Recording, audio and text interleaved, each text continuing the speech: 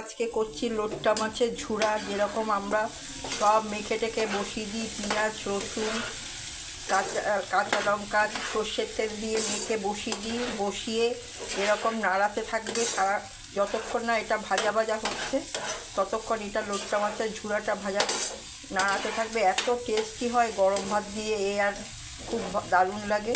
এটা হলে আর কিছু লাগবে না। লোট্টা মাছের ঝুড়া অনেকে খাও তোমরা, জানি। লোট্টা মাছ তো সবারই খুব ফেভারিট, আমার তো প্রচুর পছন্দ। আজকে লোট্টা মাছ অনেকবার তোমাদের দেখিয়েছি, আজকে দেখাচ্ছি লোট্টা মাছের ঝুড়া। লোট্টা মাছটা নাড়াতে নাড়াতে এরকম মাখো মাখো হয়ে যাবে, পুরো একসঙ্গে সব মিশে যাবে। এবার একটু ধনে পাতা দিয়ে দেবো, এই যে ধনে পাতা।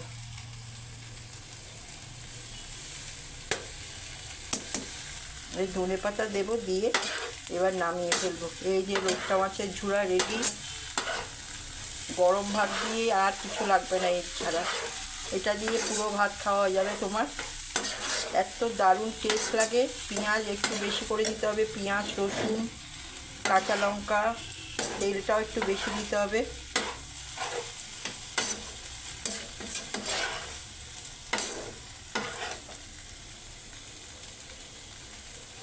লোট্টা মাছের ঝোড়া রেডি আমার।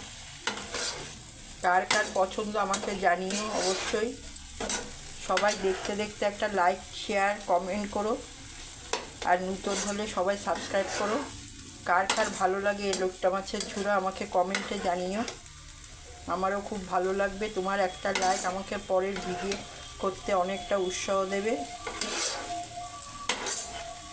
তৈরি আমার লোট্টা মাছের ঝোড়া। এটা মেখে গরম গরম ভাত খাবে, তার কম আর কিচ্ছু লাগবে না।